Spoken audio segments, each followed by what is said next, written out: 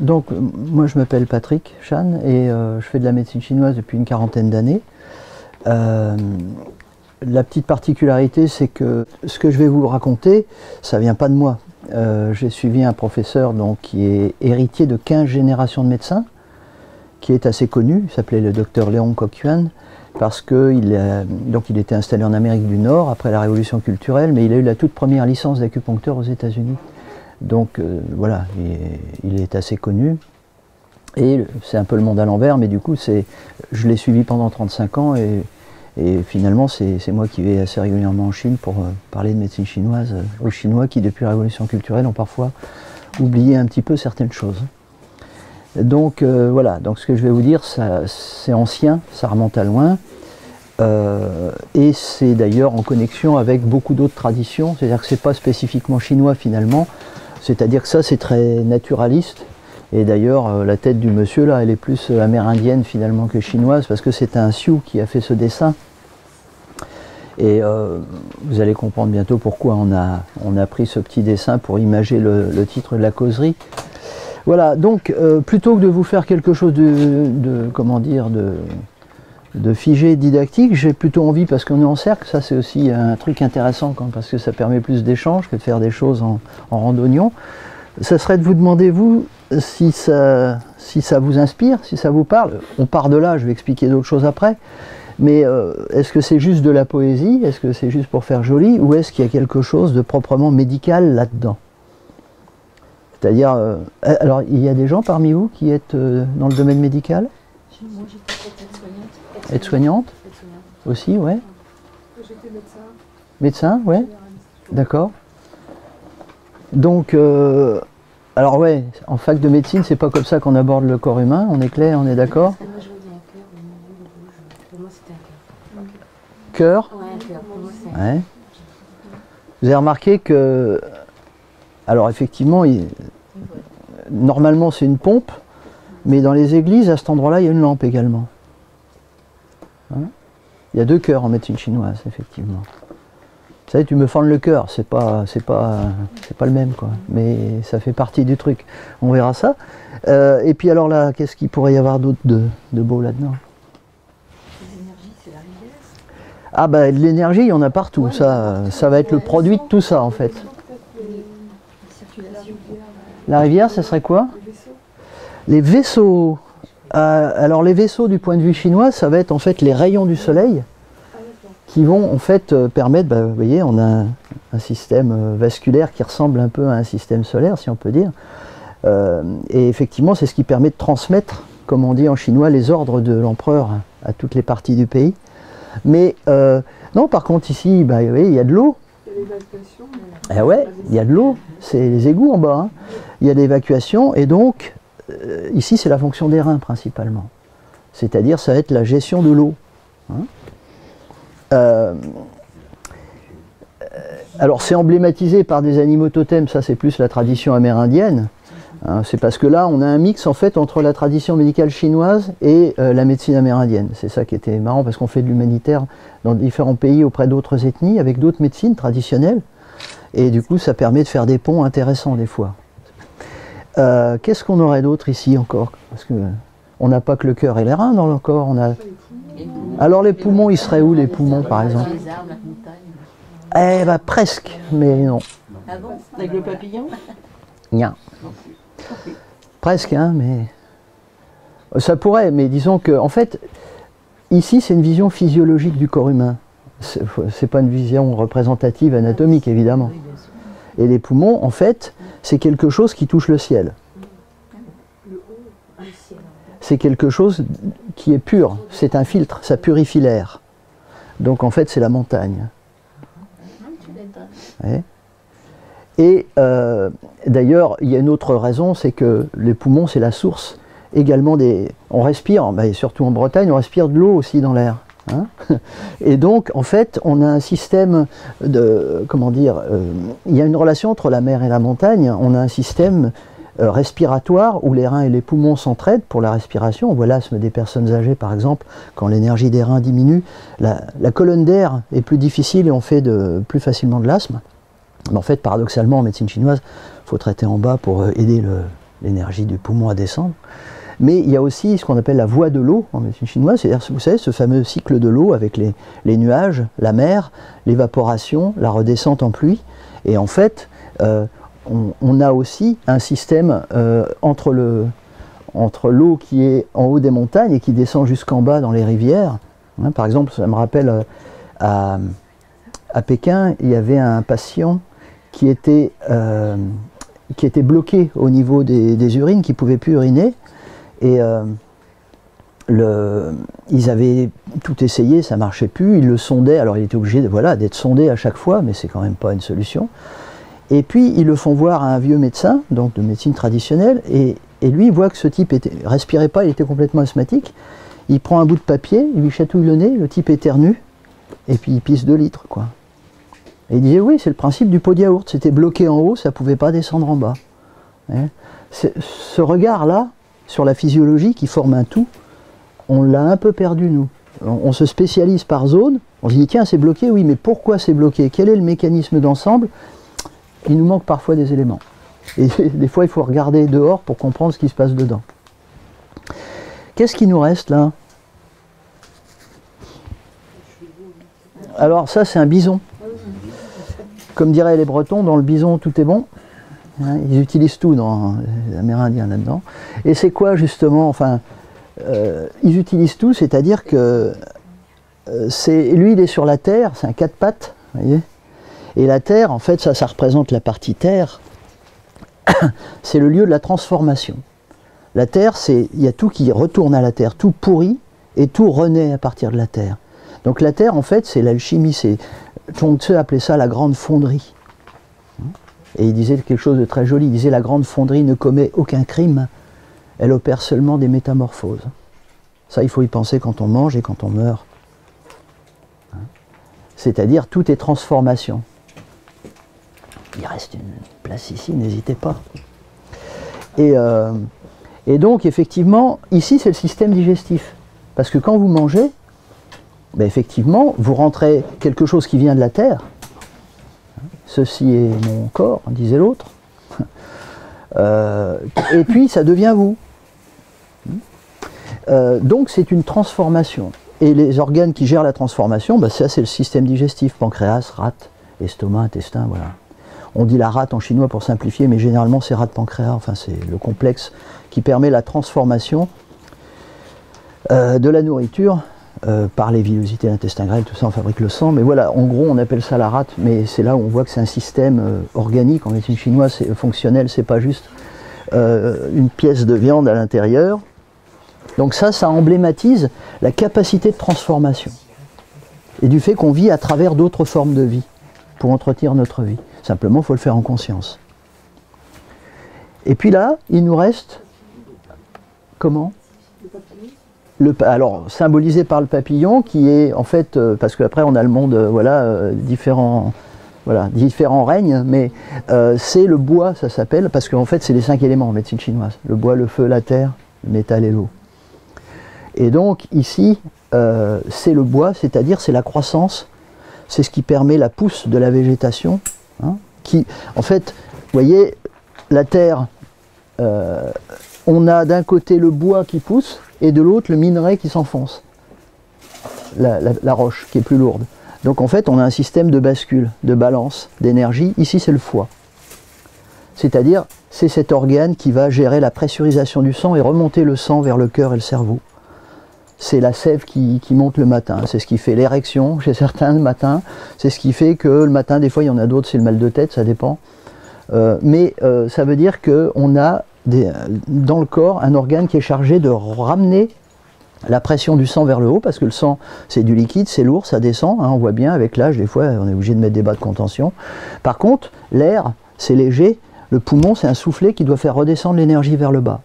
Donc on a des organes qui ont une charge de faire un équilibre global dans le corps, et donc ce paysage, hein, ce paysage humain si on peut dire, voilà, c'est pour dire que les organes c'est un système, c'est comme un moteur, on ne peut pas être spécialiste uniquement du carburateur, ou ça ne voudrait rien dire. Il faut comprendre comment l'ensemble fonctionne. C'est pour ça qu'une médecine ne peut être que générale, que généraliste. Et parfois même, il faut encore dézoomer encore plus et regarder les liens entre l'homme et son environnement parce que ça marche pareil. Hein. Et puis le corps et l'esprit, ça marche ensemble. Donc c'est difficile de trop saucissonner les choses. La recherche qu'on fait chez nous, c'est à travers des microscopes. Mais un vieux professeur de Chengdu me disait qu'il y a deux façons de comprendre la vie. Soit vous vous enfermez dans un laboratoire et vous rivez vos yeux à un microscope, soit vous sortez dehors et vous écarquillez les yeux. C'est deux façons de regarder le vivant qui sont différentes. Donc, ce que je vous propose, c'est qu'on va écarquiller les yeux 2 secondes, de façon à essayer de voir le lien qu'il y a vraiment entre l'homme et la nature, de comprendre pourquoi un tableau clinique en médecine chinoise, c'est un tableau comme ça. Vous voyez ? Un paysage humain. Oui. Il est dit, en médecine chinoise, il y a une phrase très importante, l'homme, alors l'homme, on ne va pas se battre, hein, je sais qu'on est à une époque où dès qu'on dit l'homme, les autres disent hey, les femmes. L'homme inclut tout le monde, c'est l'humain. En chinois, Zhen, c'est l'humain. L'homme ressemble au ciel et à la terre. Sa vie est réglée par les 4 saisons. Voilà ce qui est dit dans les tout premières lignes d'un ouvrage de médecine chinoise qui remonte à 300 avant Jésus-Christ et qui nous sert toujours aujourd'hui encore de base à l'étude de cette médecine. L'homme ressemble au ciel et à la terre, sa vie est réglée par les 4 saisons. Alors, l'homme ressemble au ciel et à la terre, ça a donné la théorie du yin-yang. C'est-à-dire que vous avez, voilà, vous avez, si on fait abstraction de tout ce qu'on connaît, on arrive comme le petit prince sur la planète, qu'est-ce qu'on voit? On voit qu'on a juste un espace solide sur lequel on pose nos pieds, et puis on a au-dessus un espace plus ou moins sans fin. On est dans de l'invisible au-dessus et du visible, du matériel, du concret en dessous. D'accord? Le ciel et la terre. Donc les Chinois, cette partie-là, ils l'ont appelée Yang, et cette partie-là, ils l'ont appelée Yin. Ça, le solide et l'éthéré, si vous voulez. Ciel, terre. Et puis, ils se sont rendus compte aussi qu'il y avait un autre lien qui existait, quelque chose d'autre qu'on peut remarquer, c'est que dans cet espace-là, on a une boule qui se promène et qui tourne. On a les cycles des jours et des nuits. D'accord? Donc vous avez un état, c'est-à-dire le ciel et la terre, qui sont quand même assez différents. Hein. Là, on parle de choses très grossières, très globales. Mais à l'intérieur de cet état, il y a des variations. C'est-à-dire, tantôt, dans le temps, ça c'est l'espace, ça c'est le temps. Dans le temps, il y a des jours et des nuits qui alternent. Donc, quand on va vers le jour, ça s'appelle toujours Yang. Quand on va vers la nuit, ça s'appelle toujours Yin. Ce qui fait que quand on réunit les deux, ça nous donne un truc comme ça, que vous connaissez peut-être, le Yin-Yang. Hein? C'est-à-dire une ronde, hein, qui forme à la fois les deux aspects, état et variation. Et effectivement, on s'est rendu compte que l'homme appartient au ciel et à la terre parce que notre fonctionnement est comme ça. On est avec des diastoles et des systoles, quand on marche, quand l'estomac se vide, les intestins se remplissent, après c'est le contraire, on est dans un système de plein, de vide, de chaud, de froid, de haut, de bas, etc., etc. Tout est binaire dans le fonctionnement humain. Et donc, ça permet d'avoir une grille de lecture, une espèce de matrice à travers laquelle les Chinois étudient le fonctionnement humain, parce qu'il y a l'organe, il y a sa fonction, il y a le corps, il y a l'esprit. On est toujours dans un système binaire de type ciel-terre, comme ça. Ça, c'est un premier élément. L'homme appartient au ciel et à la terre. Ça a donné cette théorie du yin-yang, je la fais courte. Hein. Sa vie est réglée par les 4 saisons, c'est-à-dire que, oui, une vie humaine, c'est un cycle de croissance-décroissance. Et là, on va retrouver quelque chose qui... c'est-à-dire que on a des saisons de la vie.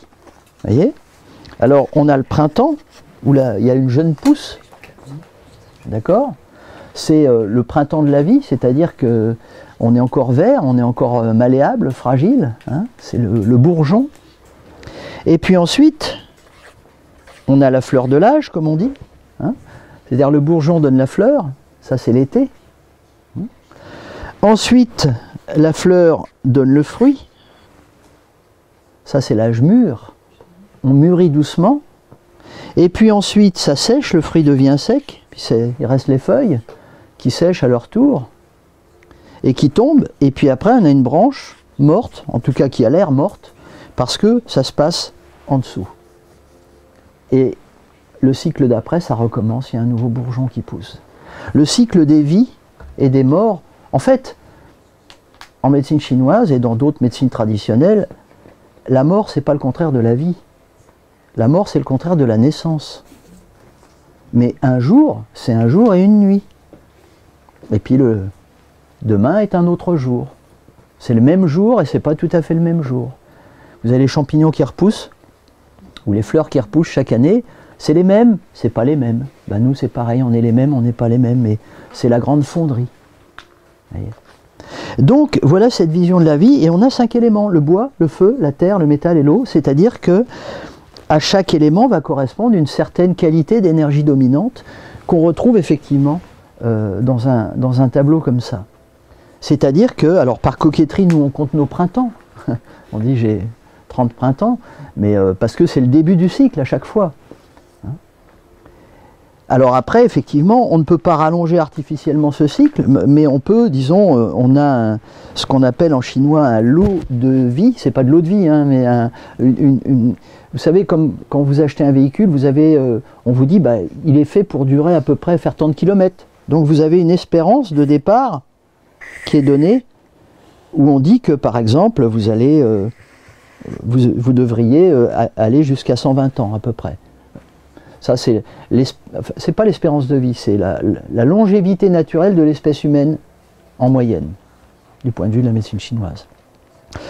Si quelqu'un dépasse ça, genre Jeanne Calment, c'est des cas particuliers, mais d'une manière générale, déjà c'est pas mal d'atteindre la centaine, et pourtant très peu de personnes y arrivent déjà. Pourquoi? Parce qu'on a tout un ensemble d'éléments qui viennent tronquer cette espérance, et qui font ce qu'on appelle l'espérance de vie, quand on compte tous les paramètres qui viennent altérer ça, qu'ils soient émotionnels, climatiques, accidentels, tout ce qu'on veut, enfin voilà, toutes les causes de maladie, il y en a 9 en médecine chinoise. Mais effectivement, ici, vous êtes dans une phase de croissance, donc là, vous pouvez absorber assez facilement les problèmes. Vous voyez, vous faites une bringue à 20 ans, vous dormez pas, bon c'est pas grave, vous retournez au boulot quand même, mais à 40 ans, nuit blanche, vous l'encaissez pas pareil. Donc dans la deuxième moitié, comme votre charge de vitalité diminue, bah vous avez effectivement, disons, vous êtes plus impacté par la fatigue, les maladies, etc. Disons, la récupération est plus difficile. C'est pour ça que c'est dans la deuxième moitié que effectivement le médecin intervient plus souvent, forcément. Parce qu'il y a une altération naturelle due à l'âge. Mais bon, là c'est pas l'objet, c'était juste pour vous dire que effectivement, il y a un lien entre, alors ça, c'est théorie du yin-yang et des 5 mouvements, vous voyez, il y a un lien entre l'être humain et la nature, ce qui fait dire, en médecine chinoise, que l'être humain appartient à la vie. La vie ne lui appartient pas. Nous, on dit « ma vie m'appartient ». En fait, non, on appartient à la vie. Et c'est pas du tout, si on aborde la santé de ce point de vue-là, on ne soigne pas de la même façon. Si on considère qu'on appartient à quelque chose qui nous maintient en vie, c'est pas la même chose que si on considère qu'on peut s'émanciper de toutes les lois, de toutes les règles qui régissent la nature. Et on voit ce que ça donne chez nous actuellement. Pour le dire de façon encore plus nette, vous avez donc... Parce que la médecine s'intéresse à la santé. La santé, ben... Pour comprendre la santé, il faut comprendre la vie, le vivant, le fonctionnement de la vie. Et la vie, ben, sur Terre, on sait qu'elle est apparue grâce au rayonnement solaire sur la planète, sur le phytoplancton, et puis ça a donné une couche atmosphérique, vous savez, la météo, hein, et c'est le long de cette fine couche à la surface de la Terre que la vie est possible. C'est-à-dire la vie est née de l'interaction des forces du Soleil et de la Terre, qui ont donné l'atmosphère terrestre qui permet la vie. Et d'ailleurs, les astrophysiciens, c'est là où on voit bien que l'origine de la vie sur Terre n'est pas uniquement terrestre, elle est aussi, si j'ose dire, extraterrestre, parce qu'il faut des conjonctions, comment je pourrais dire, des conditions permettant la naissance de la vie, et des astrophysiciens regardent dans l'espace s'ils trouveraient des systèmes stellaires et planétaires sensiblement identiques aux nôtres pour permettre à la vie de naître. Donc, ici, vous avez de la lumière. D'accord? Vous voyez, en maths, ça s'appelle C. La célérité, la vitesse de la lumière. Ici, vous avez de la matière. Et le produit des deux, ça donne de l'énergie. Vous l'avez déjà vu, cette équation? E égale. Voilà. Sauf que là, il y a un petit carré. Et ce petit carré, il est important parce que ce n'est pas la lumière, c'est la lumière multipliée par elle-même. C'est plus la même vitesse. Ça, c'est, en chinois, ça s'appelle shen, ça s'appelle l'esprit, qui a quelque chose à voir avec la notion de lumière. Mais la vitesse de la pensée, c'est la vitesse de la lumière au carré. Mais là, on va pas, on va trop loin là. Ça s'appelle en chinois qi, l'énergie. Et ça s'appelle qing, l'essence. L'essence au sens de l'essence d'un arbre, c'est-à-dire l'essence matérielle du corps. Donc en fait ça désigne la matière. Hein? L'idéogramme Qi d'ailleurs est intéressant.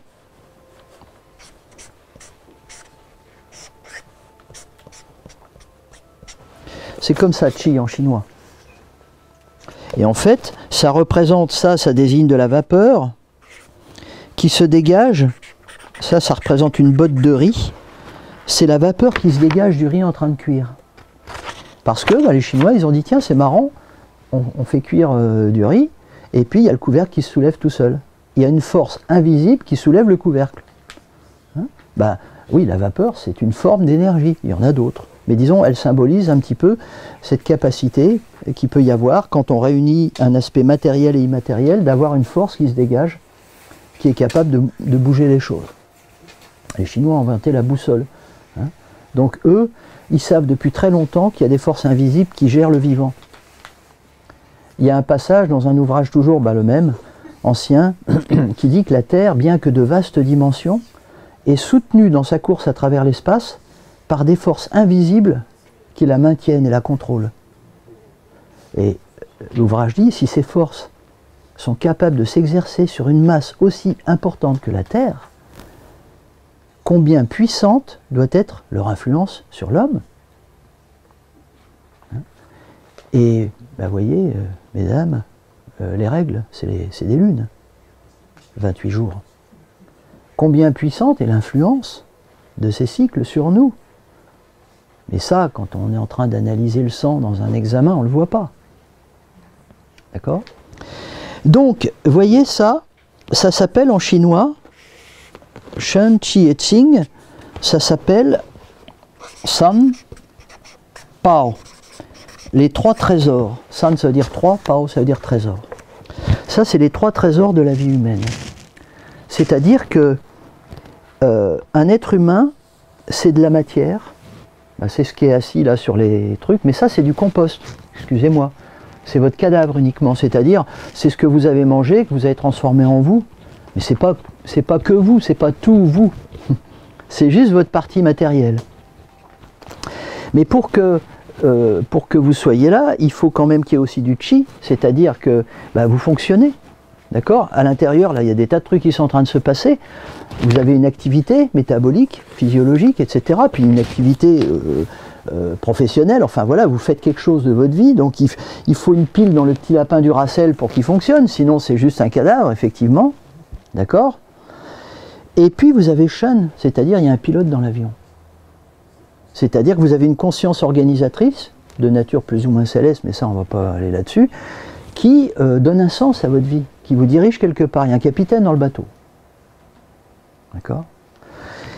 Un être humain, dans être humain il y a être, c'est les trois étages en même temps. Ça peut sembler simpliste, encore faut-il tenir compte de ces trois étages quand on prend quelqu'un en compte sur le plan de la santé.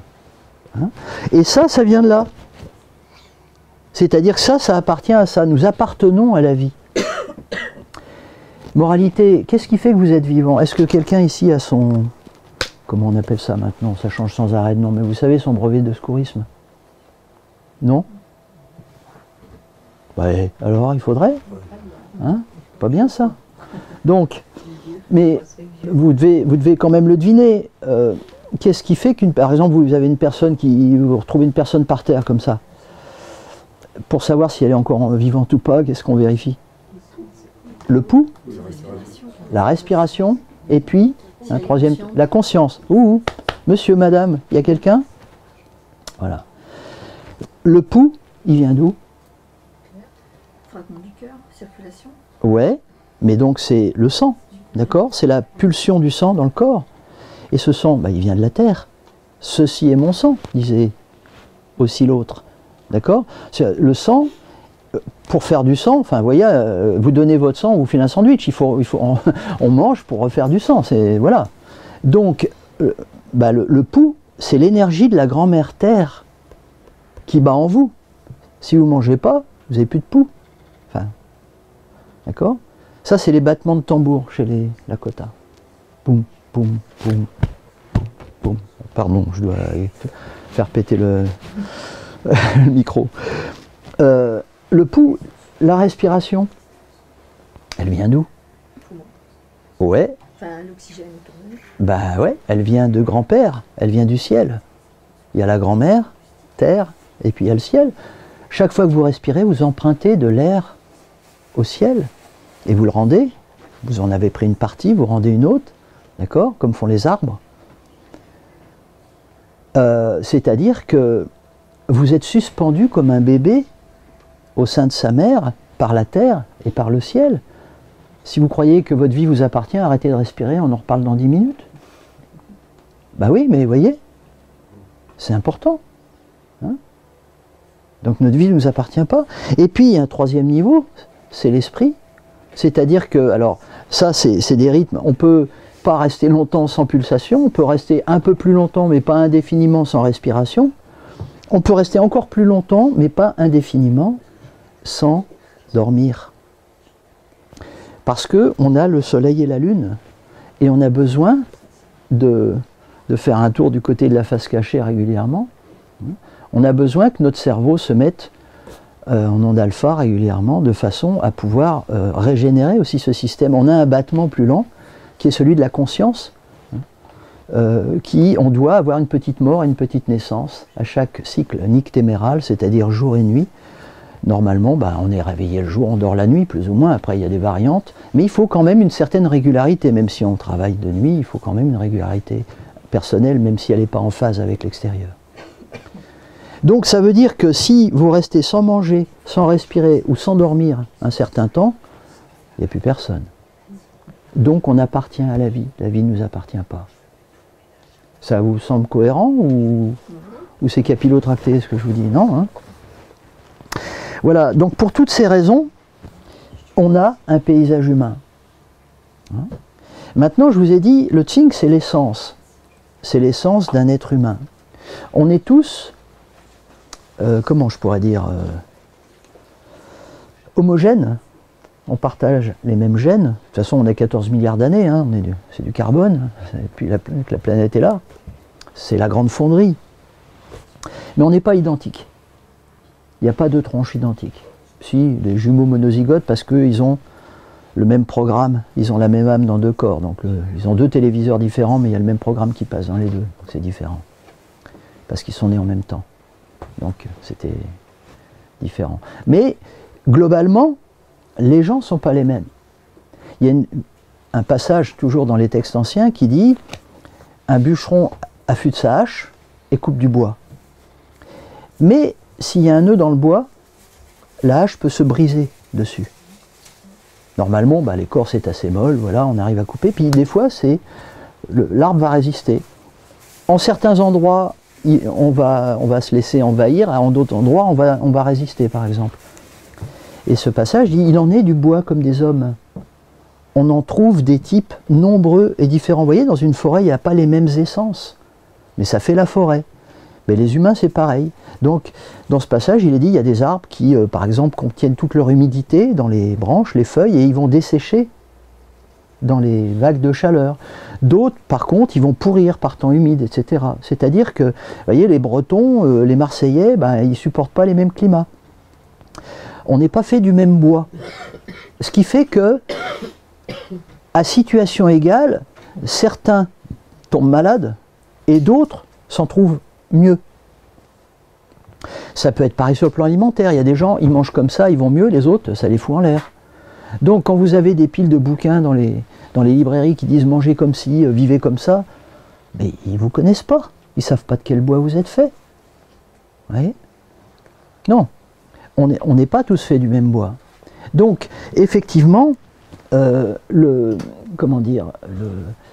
qui est intéressant en médecine chinoise, et en médecine traditionnelle en général, et quand je dis médecine traditionnelle, je pense à médecine occidentale, mais je pense à celle d'Hippocrate, avec les humeurs, hein, c'est qu'on ne traite pas Astérix et Obélix de la même façon. On ne peut pas avoir le même bilan sanguin, la même pression artérielle chez les deux. Vous voyez? Prenez un hippopotame, prenez un petit gros, prenez une girafe, un grand maigre, ils n'ont pas le système vasculaire identique, ils n'ont pas la même pression là-dedans. Si la girafe a la même pression artérielle que l'hippopotame, ça craint pour elle. Vous voyez? Donc il y a des gens qui encaissent, vous savez, comme ces miroirs déformants qui vous rapetissent ou qui vous grandissent, on n'encaisse pas, on n'a pas des structures faites pour encaisser les mêmes choses. Donc vouloir que tout le monde soit à la même norme, vous voyez, que toutes les voitures roulent à la même vitesse, etc., il y a un côté artificiel qui fait qu'il y a des trucs qui vont chauffer et fumer avant les autres, quoi. On ne regarde pas l'individu, on ne voit pas ce côté commun à tous, ni ce côté différent de chacun. Et donc, si on n'arrive pas à distinguer le normal du pathologique, ben on va fabriquer de la pathologie chez des gens normaux, parfois. C'est pas, vous voyez on n'est plus dans la poésie, on est dans la ressemblance. L'homme ressemble au ciel et à la terre. Sa vie est réglée par les 4 saisons. Et donc, si on comprend les lois du ciel et de la terre, disent toujours ces textes, ben, si on comprend comment fonctionne la vie, on comprend comment fonctionne l'humain. Mais si on s'éloigne de ces lois-là, ben là, il faut s'attendre à des catastrophes. C'est pour ça que une ethnomédecine, c'est le terme qu'on donne aux médecines traditionnelles, c'est généralement une écomédecine également. On ne peut pas être écolo, c'est de l'écologie du corps. Donc, c'est même pas la question de dire faut manger bio ou pas. Le bio n'existe que depuis qu'il y a du pas bio. Avant, on mangeait toujours bio. Donc la question ne se posait pas, c'était on est organique, on n'y peut rien. Donc le Coca-Cola ne pousse pas sur les arbres, c'est pas de notre faute. Hein. Donc par contre, bah oui, il ne faut pas s'étonner d'un certain nombre de maladies qu'on a aujourd'hui parce qu'on s'éloigne de ça. Donc on n'est pas en train de faire l'apologie de la bougie, du retour à... Mais simplement, il y a une limite à trouver. Parce qu'on appartient à la nature, et il ne faut pas s'en éloigner de trop. Et on ne peut commander à la nature qu'en lui obéissant, comme disait Jean-Jacques Rousseau, un Chinois bien connu. Hein. Donc voilà, c'était juste pour vous présenter en quelques mots cette approche assez différente de systèmes médicaux traditionnels par rapport à celui qui est devenu le nôtre. Parce que un être humain, c'est un paysage, c'est-à-dire ça ressemble à la nature, et pour comprendre l'humain, il faut comprendre la nature, et les deux, et ça marche dans les deux sens. Et il est dit dans ces textes que le médecin doit regarder son patient comme un peintre regarde sa toile. Voir un paysage, avec des fleuves, des vallées, des rivières, hein, des excroissances minérales, c'est notre chaîne volcanique, montagneuse, comme la colonne vertébrale, c'est la cordillère.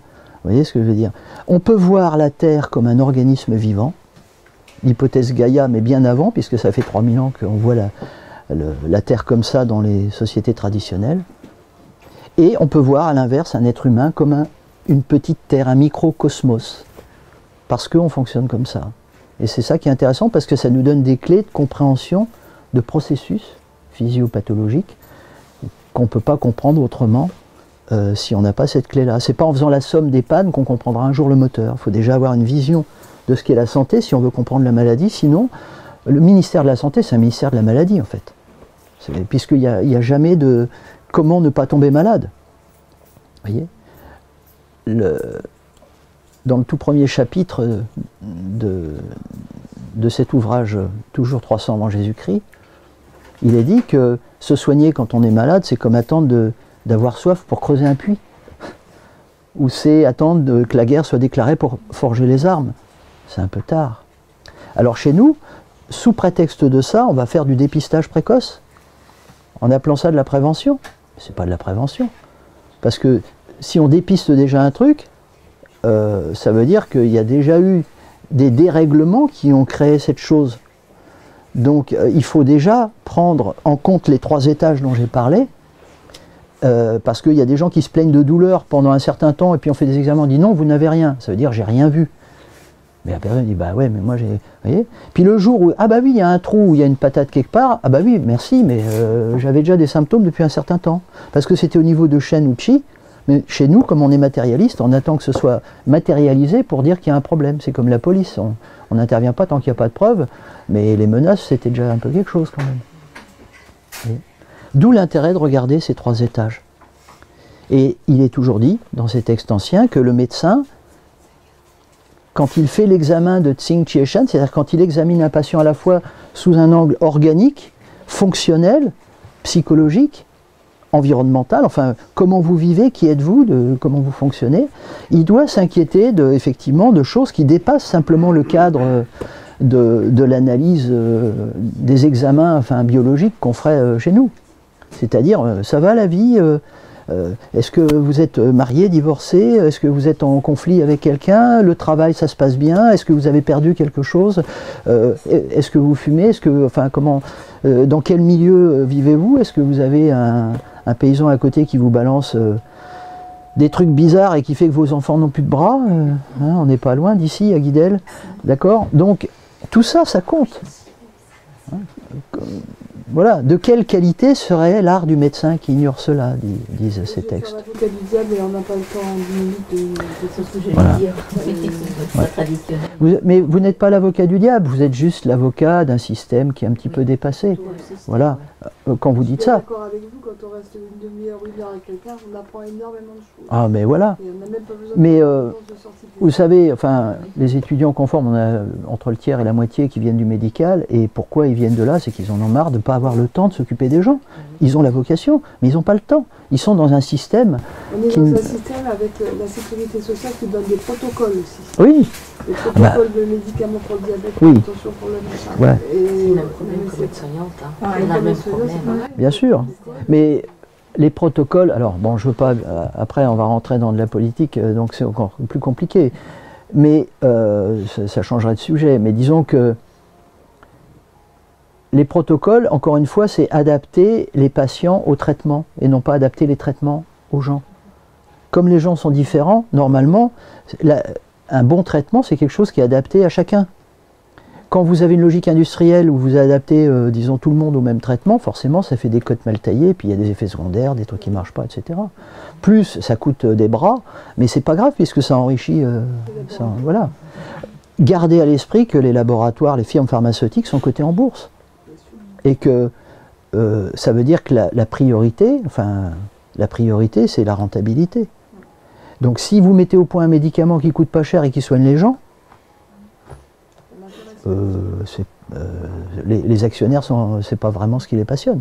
Par contre, si vous donnez un truc qui génère des effets secondaires pour lesquels il faut vendre d'autres médicaments, alors ça commence à devenir plus intéressant. Enfin, je veux pas, vous voyez, mais franchement, voilà, il faut juste être conscient dans quel monde on vit. On est dans une société de consommation. Regardez les personnes âgées qui ont la pêche autour de vous. En général, ceux qui ont vraiment la pêche, ils prennent rien. Par contre, ceux qui ont des listes de médicaments comme ça, bon, on ne sait plus par quel bout les prendre. Donc cette croyance que les médicaments, plus on en prend, mieux on se porte, ça a été véhiculé depuis un certain temps, on sait pourquoi, auprès des usagers de santé, auprès des médecins, mais c'est derrière, voilà, il y a un formatage énorme, évidemment. En chinois, l'expression équivalente à « portez-vous bien », en chinois, c'est « ne prenez pas de médicaments ». Vous voyez, alors, on n'en est pas là chez nous. Hein? Moi j'ai une grande tante, là, elle a eu un petit problème, je ne sais plus quoi, s'était tordu une patte ou je ne sais pas quoi, elle est allée à l'hôpital, ils ont demandé qu'est-ce que vous, elle a plus de 100 ans, qu'est-ce que vous prenez comme, donnez-nous vos traitements, parce que c'était pas concevable que, j'ai rien, quoi.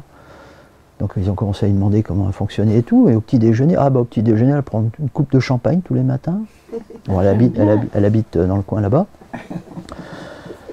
mais C'est Épicure, de tout un peu. Hein, voilà, c'est la dose, c'est le petit verre de gnôle en montagne, l'antigel pour pouvoir chasser le froid, l'humidité. Voilà, mais ça, bien sûr, ça... Voilà. Ah oui, un petit coup de cidre, pourquoi pas, faut voir. Hein. Non, non, pour les intestins, c'est moins bien, moi j'aime pas. Ah, faut doser. Et puis, on n'est pas tous faits du même bois, donc faut voir ce qui est bon pour X et pour Y, et voilà. Quand je dis X, Y, c'est aussi homme-femme. Il y a des différences biologiques de base, puis à l'intérieur, il y a encore des trucs... Mais il y a des patients, on leur dit, il faut arrêter de boire un peu. Il y en a d'autres, on dit, prends un petit coup de rouge, là, ça te fera du bien. On ne sait pas à l'avance. On n'a pas à être ayatolesque de tel ou tel truc. Il faut d'abord savoir qui a quoi. Et après, on peut faire un diagnostic et un traitement. Mais voilà, pour ça, il faut apprendre à regarder les gens. Vous voyez là, regardez vos visages mutuellement, on est en cercle. Vous n'avez pas la même, je ne parle pas de la même tête, mais regardez la couleur de vos teints. Vous n'avez pas le même teint, vous n'avez pas le même brillant sur ce teint. Il y a des dominantes jaunes, des dominantes rouges, des dominantes blanches, des dominantes vertes. Ah. Mais ça ne veut pas dire...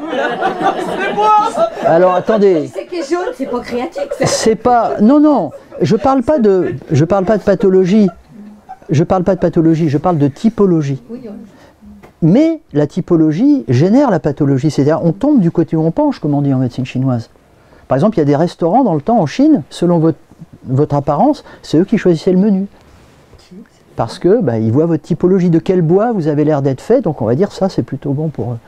Vous voyez? Mais parce que, effectivement, ça donne des dominantes. Quand je dis vert, c'est pas vert gazon.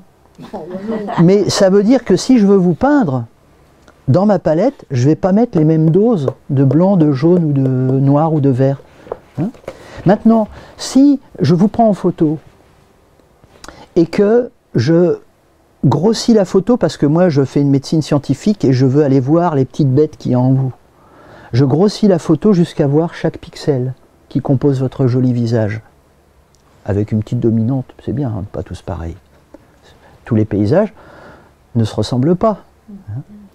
Mais c'est toujours joli, il faut qu'il y ait un équilibre là-dedans. Si je regarde chaque pixel, je vais en trouver des pas normaux. Il va y avoir des verts, des noirs, des trucs.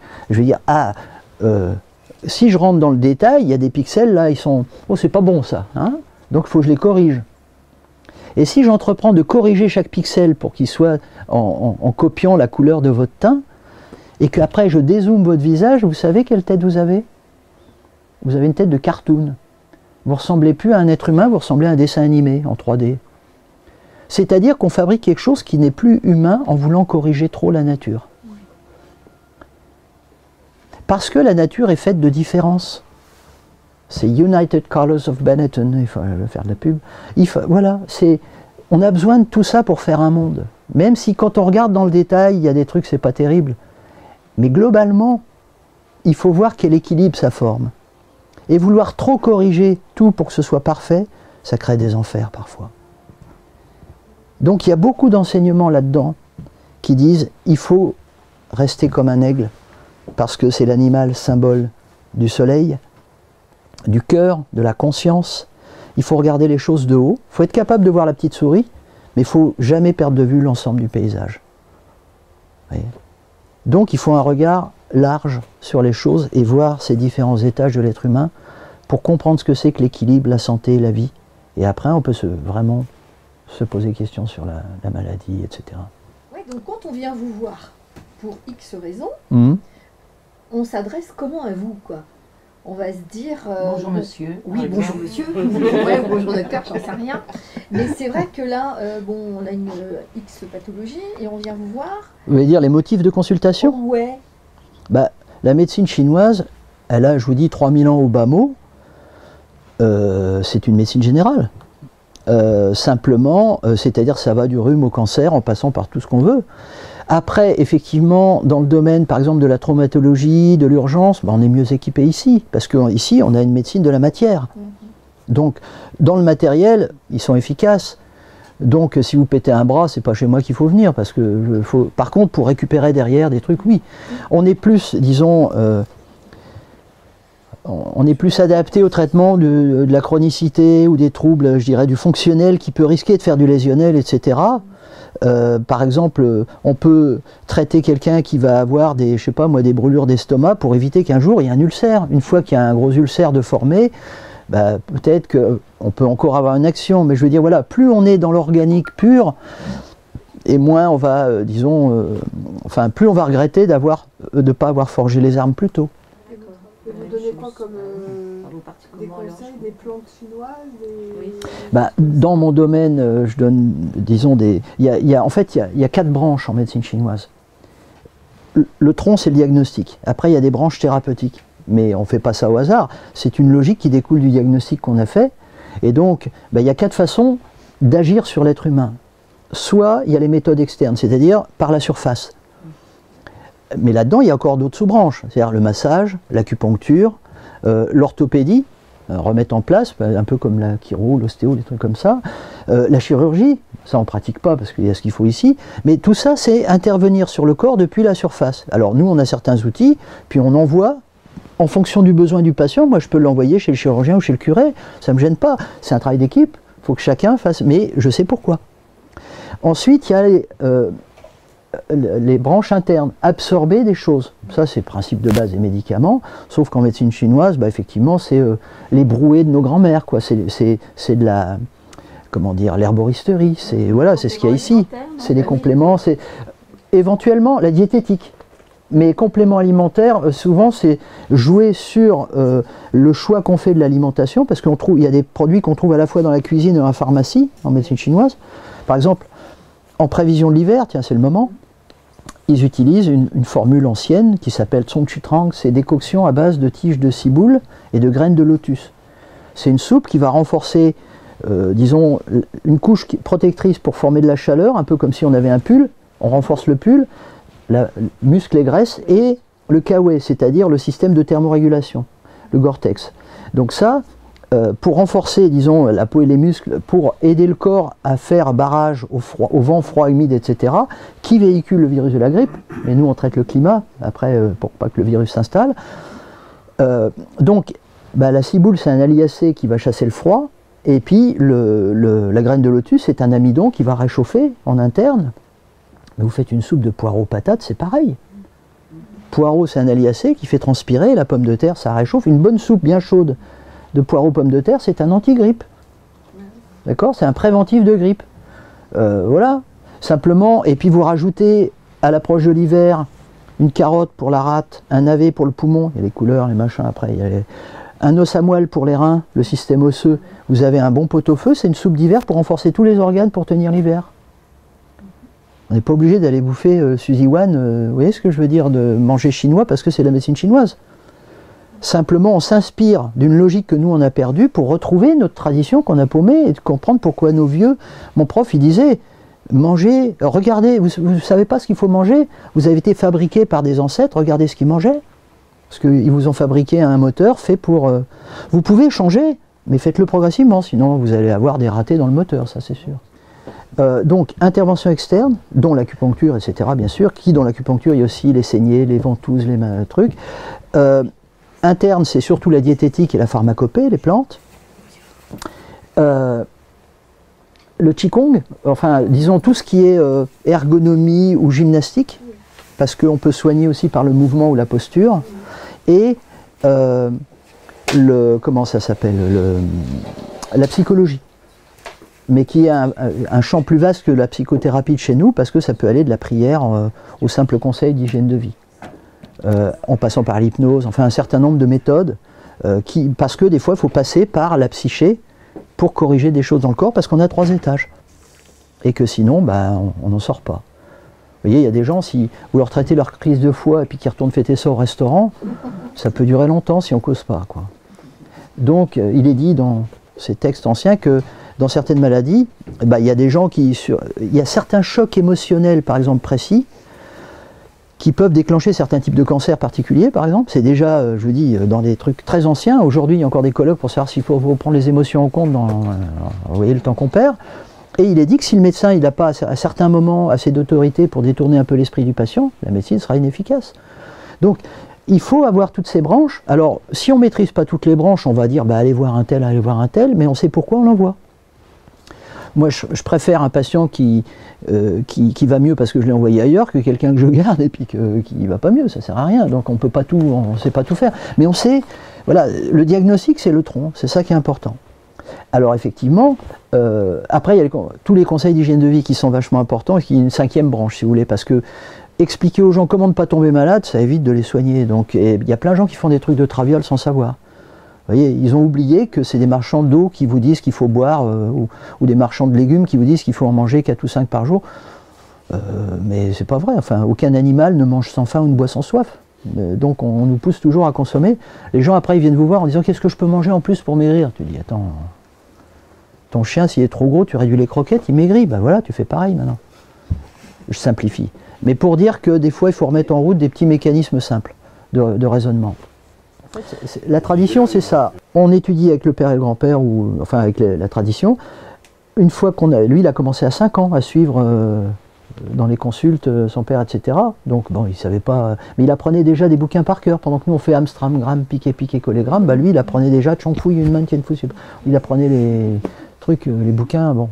C'est un autre monde, quoi. Je veux dire, alors lui, il a son titre de maître de médecine à 24 ans. Mais il avait déjà près de 20 ans d'études. Donc c'est bon. Donc ça on peut plus, nous on est condamnés à comprendre au fur et à mesure ce qu'on étudie, sinon on est trop vieux. Et heureusement il y a les livres pour le support de mémoire, parce que sinon. Mais on sait quoi chercher dedans, c'est ça qui est important. Ensuite on fait le tour des maîtres de l'époque, des gens réputés, pour parfaire ses connaissances, avoir un peu de stéréo, pas être juste dans un bocal.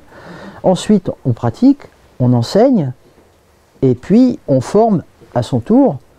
Et puis comme ça, bah, la connaissance se transmet. Mais c'est pas le téléphone arabe, la tradition orale, c'est justement, on vous lâche au bout d'un certain temps quand on sait ce que vous avez compris, quoi.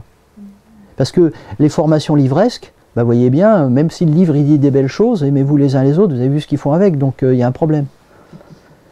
Donc il faut effectivement vérifier les connaissances. C'est pour ça que nous, c'est un organisme de formation professionnelle. C'est pas juste une école. On forme. Donc ça veut dire former, alors des fois c'est déformaté, parce que, vous voyez, enfin des fois c'est sollicitant pour soi-même, parce qu'il y a des choses qui se remettent en cause, etc. Mais justement, c'est important.